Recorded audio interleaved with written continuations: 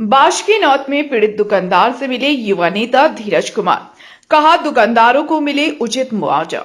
बीते दिनों बाशकीनाथ बाजार में आग लगी से करोड़ों का नुकसान हुआ और पीड़ित दुकानदारों के अनुसार 60 से 70 दुकान पूरी तरह से आग की चपेट में आ गया और मुख्य बाजार चूड़ी गली में भीषण आग लगी की घटना में स्थानीय लोगों की दुकान सहित पूरा सामान जलकर राख हो गया है।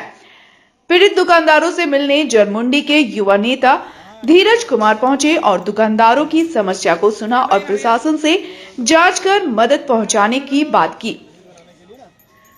उन्होंने कहा कि यह बहुत ही दुखद घटना है। हमारे दुकानदार भाई को पहले कोरोना ने परेशान किया, पूरी तरह कमर तोड़ दी। किसी तरह से हमारे दुकानदार भाई खड़ा हो रहे हैं तो आग ने पूरी तरह से सब कुछ खत्म कर दिया। इससे मेरा मन बहुत दुखी हुआ। उन्होंने कहा कि इतनी बड़ी विश्व प्रसिद्ध श्रावणी मेला लगता है, साल भर में करोड़ों श्रद्धालु बाबा बासुकीनाथ पहुंचते हैं, लेकिन सुरक्षा की दृष्टि से कोई सुविधा प्रदान नहीं की गई है। स्थानीय लोगों ने कहा कि पहले भी यहां इस तरह की घटना घटित हो चुकी है, लेकिन प्रशासन शासन कोई सबक नहीं ले रही है। आग दुमका जिला के बासुकीनाथ में लगती है। सोचिए, जिला मुख्यालय से 20 किलोमीटर की दूरी पर और दमकल की गाड़ी दूसरे जिले यानी देवघर से यहां आती है। यह घटना यहां के शासन प्रशासन और जनप्रतिनिधि की लापरवाही का परिणाम मान सकते हैं। मुझे तो आश्चर्य होता है कि यहाँ पर लोग बाबा से आशीर्वाद लेने आते हैं, लेकिन बाबा जब आशीर्वाद देते हैं और प्रतिनिधि जीत जाते हैं तो यहाँ की जनता की हित के बारे में कुछ नहीं सोचते। मंत्री रहने के बाद एक दमकल की व्यवस्था नहीं करा सकी। यह बहुत ही दुख की बात है। हम यहाँ राजनीति नहीं करना चाहते, लेकिन मैं विवश हूँ। नाकामी दर्शा रही यहाँ का शासन प्रशासन का, सरकार का प्रतिनिधित्व का, विधायक रहे सांसद रहे, उनकी नाकामी का ये नतीजा है। इतने बड़े धार्मिक स्थल में माने आप जानते हैं, सब कोई हर किसी को पता है कि विश्व स्तरीय प्रसिद्ध श्रावणी मेला जब लगता है तो बाबा बासुकीनाथ में करीब हमको लगता है हजारों लाखों लोग दर्शन करने के लिए आते हैं। अगर उस समय इस तरह की घटना होती है, जैसे कि भी दुकानदारों को जो नुकसान हुआ, अगर श्रद्धालुओं के साथ इस तरह हो तो आप समझ सकते हैं कि उनके जान माल पर कितना बड़ा असर पड़ेगा। इसका मतलब कहीं कि आपको जनता की समस्या से, जनता की दुख दर्द से कोई मतलब नहीं, कोई वास्ता नहीं आप रख रहे हैं। इसलिए मैं यहाँ से आम जनता की तरफ से, यहाँ के दुकानदारों की तरफ से, सरकार से, शासन से मांग रखना चाहता हूँ कि मुआवजे के तौर पर आप इतना मुआवजा जरूर, उचित मुआवजा जरूर उपलब्ध कराएं ताकि ये दोबारा फिर अपने पैरों पे खड़ा हो सके। और शासन को, प्रशासन को मैं चेतावनी देना चाहता हूँ कि इस तरह की घटना यहाँ 4 से 5 बार हो चुकी है। आप क्या चाह रहे हैं कि आम जनता इस आग में झुलस के मरे? अगर इसके लिए आप व्यवस्था नहीं करेगी तो यहाँ के दुकानदार अपनी दुकानों को बंद करके सड़क पर बैठने के लिए भी तैयार हैं। वो अपना जान आग में झुलस के नहीं देंगे।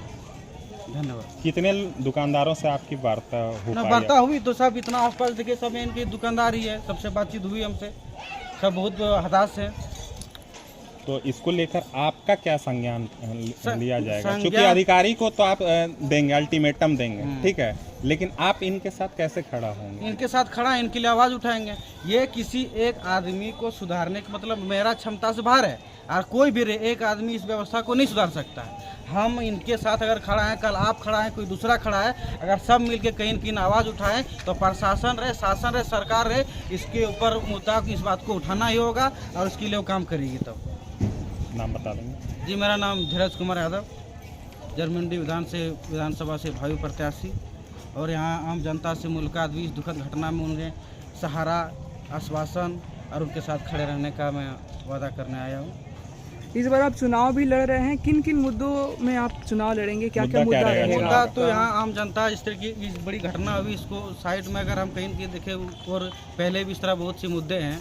शिक्षा व्यवस्था को लेकर, जिस तरह हमारे यहाँ बाल बच्चों के साथ, हमारे भाइयों के साथ जो खिलवाड़ किया जा रहा है, रोजगार को लेकर, यहाँ की इस जरमुंडी विधानसभा का विधायक सिर्फ बनने के बाद विधायक नहीं, वो मंत्री बनता है, उसके बावजूद भी यहाँ की सड़कें आप साफ सुथरी नहीं पाएंगे। ग्रामीण को जोड़ने वाली जो मेन रोड रास्ता होते हैं वो अच्छी नहीं पाएंगे। स्कूल में कोई अच्छा व्यवस्था नहीं, पानी की कोई व्यवस्था नहीं, ऐसी बहुत सारी समस्या हैं जिनको लेकर मैं आम जनता के बीच जा रहा हूं और उन्हें कह रहा हूं कि इस बार बदलाव के पक्ष में वोट करें। यहाँ लगातार लंबे समय से गौशाला की भी मांग चली आ रही है, लेकिन अभी तक गौशाला नहीं बन पाया, तो इसमें आपका क्या कहना है? नहीं, इसका होना चाहिए। इससे होता कि रोड पर चलने वाले वाहन उनको क्षति होता, आम जनता को उससे नुकसान हो रही है। और कुछ देर पहले हम कुछ ऐसी महिलाएं थी जिनसे बात की कि यहाँ हॉस्पिटल तक की अच्छी सुविधा नहीं बताई जा रही है। तो मैं चाहता हूँ कि सरकार इस पर ध्यान दे, और अगर आप इससे नहीं करेंगे तो आप जरमुंडी की जनता इसके लिए लड़ेगी और अपने लिए अच्छा विधायक चुनेगी जो इसके लिए काम करे। झारखंड की हर छोटी बड़ी खबर के लिए बीकेडी न्यूज झारखंड के यूट्यूब चैनल को सब्सक्राइब करें और फेसबुक पेज को फॉलो करें।